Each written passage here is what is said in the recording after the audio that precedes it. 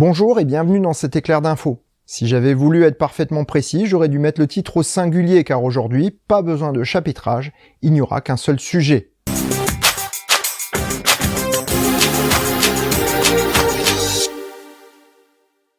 Si la vidéo que vous regardez vous plaît, vous abonnez et sélectionnez toutes les notifications augmentera la notoriété de la chaîne et permettra de financer les prochains épisodes.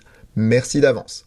Je n'avais pas prévu de faire cette vidéo, mais beaucoup d'entre vous me l'ont demandé. Alors au final, je cède. N'ayant pas eu autant de temps que je le souhaiterais pour préparer une vraie vidéo de news en raison de 2 semaines intenses passées en formation, l'ampleur prise par l'affaire et la réponse publique de Mark Muller m'ont finalement donné de quoi apporter un vrai plus au sujet. J'ai donc décidé de faire cette vidéo pour partager le point de vue que je défends, celui des voitures électriques. Je précise encore une fois que oui, je suis engagé pour la voiture électrique et que oui, Tesla est clairement la voiture électrique que j'aime le plus.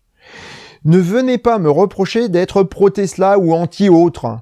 Pour moi, Tesla est le seul constructeur qui fait actuellement ce qu'il faut pour assurer la transition énergétique. Mais pour autant, ils ne font pas tout forcément bien et je n'hésite pas à le dire quand c'est le cas. C'est mon expérience technique et commerciale et toutes ces années à passer à me documenter qui me font dire que Tesla est aujourd'hui la meilleure marque au monde. Kia ou Volkswagen sont également sur la bonne voie. Et ce coup-là, on va pas pouvoir me taxer de favoritisme, parce que s'il y a bien une marque que je n'aime pas, c'est Volkswagen. Et pourtant, je vais saluer leur travail lorsqu'il est bon, ce qui est normal. Alors, autre chose, j'avais déjà fait une vidéo sur les fake news que je vous invite à regarder, je vous la remets dans les fiches et en description. Oui, je vais la remettre dans les fiches et dans les descriptions et je vais faire de la pub pour une de mes vidéos parce que figurez-vous que c'est comme ça que moi je gagne ma vie. Ça permet de faire évoluer la chaîne, ça permet d'avoir plus d'abonnements, ça permet d'avoir plus de visibilité et de continuer à travailler pour faire quelque chose qui vous plaise. Donc, n'en déplaise aux gens, eh bien oui, je vais continuer à promouvoir mes propres vidéos. Dernier point de cet avant-propos et on pourra commencer.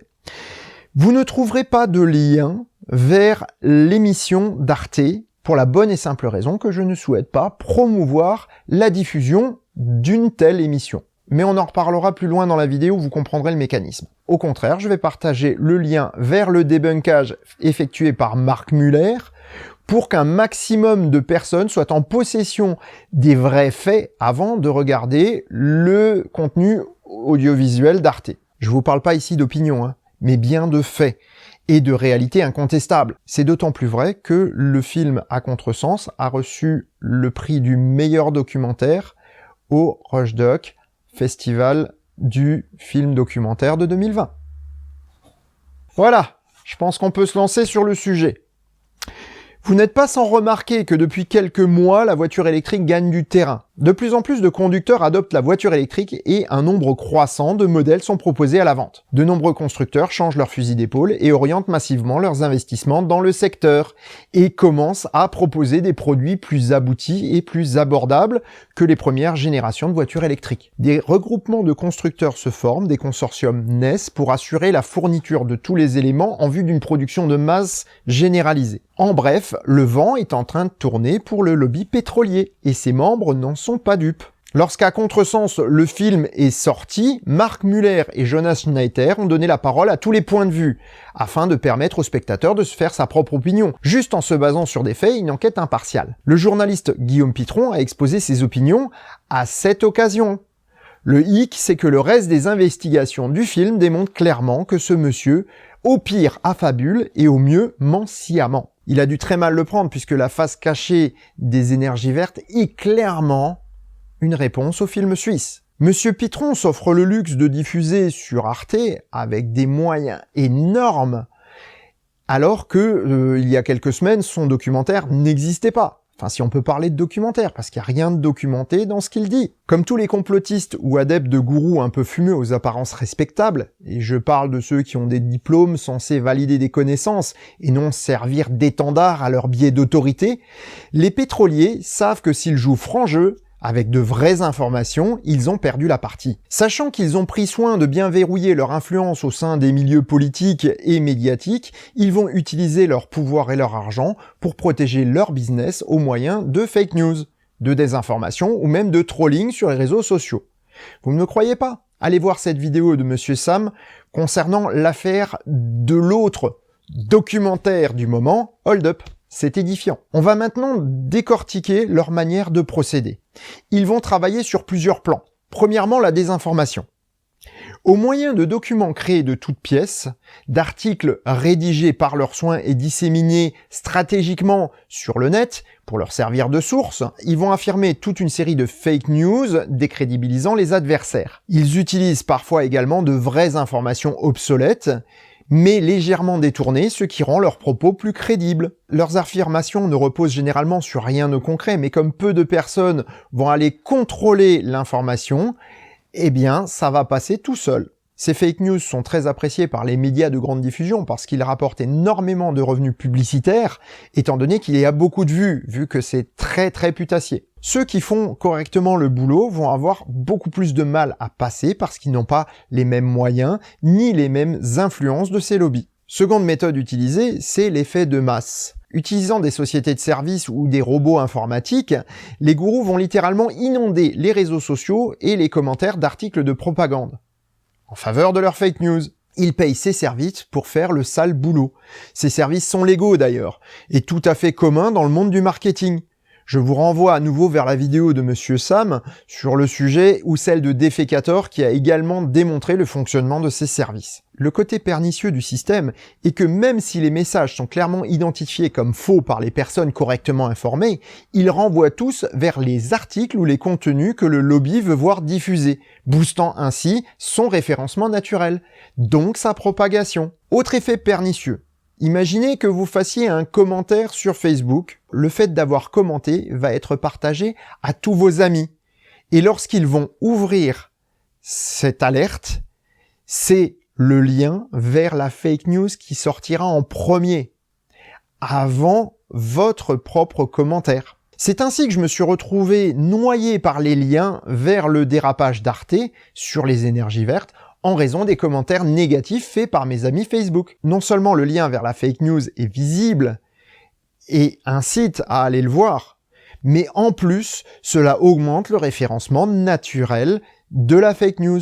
Du coup, les moteurs de recherche qui comptent le nombre de liens qui pointent vers cet article-là vont se dire « Waouh, celui-là, il est vachement important, on le met en première page et en première ligne. » Et du coup, la fake news est encore boostée dans son référencement et dans sa publication. En pensant qu'on fait bien, on fait finalement mal. Et c'est un petit peu cela qui m'a décidé à faire la vidéo d'aujourd'hui. Autre méthode utilisée systématiquement, c'est le dénigrement et l'exagération manifeste. Même lorsqu'on fait les choses dans les règles, il arrive de se tromper. Parfois, on essaye de faire des choses qui ne marchent pas, ou on est maladroit dans sa communication. Cela nous arrive à tous. La technique des lobbies est alors d'appuyer là-dessus et de rendre cette partie-là la plus visible possible pour vous décrédibiliser par rapport au reste. Même si vous êtes extrêmement compétent dans le reste de votre travail, eh bien, ils vont appuyer là-dessus pour dire « Ouais, mais lui, c'est un rigolo ». Certains très bons débunkers ont été victimes de ces campagnes, certains allant même jusqu'à se donner la mort. Si pour vous, la rhétorique et la polémique est un sport national, soyez conscient qu'il s'agit d'un sport dangereux, voire même mortel. Autre méthode qui fonctionne bien, c'est l'utilisation des émotions, en utilisant des moyens de faire réagir le public contre vous. Vient ensuite la corruption systématique et l'effet de réseau. Afin de pouvoir agir en toute impunité, les groupes d'influence vont devoir s'assurer d'avoir les mains libres. Pour cela, en plus de créer artificiellement des courants d'opinion, ils vont apporter un appui à des personnalités publiques sympathisantes ou à des politiques en difficulté. Ils s'assurent ainsi le concours de personnes pouvant influer sur l'opinion publique la moins informée, voire sur la rédaction des lois ou l'application de celles-ci. C'est typiquement le type d'appui dont M. Pitron aurait eu besoin pour être diffusé rapidement sur Arte. Eh ben finalement, il est bien noir ce tableau. Finalement, face à une telle puissance de frappe, est-ce qu'on n'est pas un peu démuni? En fait, pas tout à fait. David a vaincu Goliath non pas par la force, mais en frappant précisément et en utilisant une arme différente de celle du géant. À nous de faire de même. Si vous voulez combattre l'émission d'Arte, voici quelques méthodes, et si vous en avez d'autres, n'hésitez pas à les mettre en commentaire. Ne partagez que les vidéos ou les articles de débunkage, jamais l'original. C'est ce que je vais faire ici avec la réponse de Marc Muller de l'équipe à Contresens. Il est primordial que le contenu le plus juste soit vu en premier. car le cerveau humain a tendance à accepter le premier point de vue qu'on lui soumet. Changez les paramètres de votre compte Facebook pour que vos amis ne voient pas systématiquement quand vous postez un commentaire. Si vous ne le faites pas, c'est comme si vous partagiez la fake news. Commentez systématiquement les articles ou les vidéos avec les liens vers le débunkage sérieux. Cela donne de la visibilité à la version argumentée et donne une chance au lecteur de voir l'explication avant la fake news, ce qui est primordial comme nous l'avons vu tout à l'heure. Ne pas répondre aux commentaires suivant le vôtre. En effet, lorsque les auteurs auront connaissance de votre commentaire, ils vont lâcher leurs bots ou leurs adeptes afin de vous occuper et de décrédibiliser votre commentaire. Laissez-les faire, ne perdez pas votre temps avec eux. Parfois, ils vont supprimer votre commentaire, ce qui est absolument pas grave. Vous aurez fait votre boulot, le lien sera apparu quand même. Si vous ne pouvez ou ne voulez pas combattre, eh bien, vous pouvez tout simplement ignorer cette émission et la boycotter. Laissez les gens oublier cette fake news et elle s'éteindra d'elle-même. En conclusion, l'amour-propre blessé d'un homme pris la main dans le sac arrange bien l'industrie du pétrole qui trouve ici un chevalier prêt à partir en croisade contre les solutions qui menacent son pouvoir. Pourtant, si les réseaux sociaux font partie de leurs armes, ils sont aussi une épée de Damoclès au-dessus de leur tête. N'oubliez pas que ce sont ces mêmes réseaux sociaux qui ont porté Tesla là où elle est, et donc la voiture électrique à son niveau actuel. Ce sont les réseaux sociaux qui révolutionnent notre quotidien en apportant contact et information. La leçon que nous devons tirer de cette affaire est que si nous ne sommes pas tenus pour responsables de tout ce qui se passe sur les réseaux sociaux, nous avons les moyens tout de même de contrôler la manière dont nous informons les autres. Et donc un tout petit peu du pouvoir pour changer le monde. Et sur ces bonnes paroles, je vous dis à bientôt pour un prochain épisode du Choucroute Garage. Prenez soin de vous, faites bonne route et à bientôt. Ciao.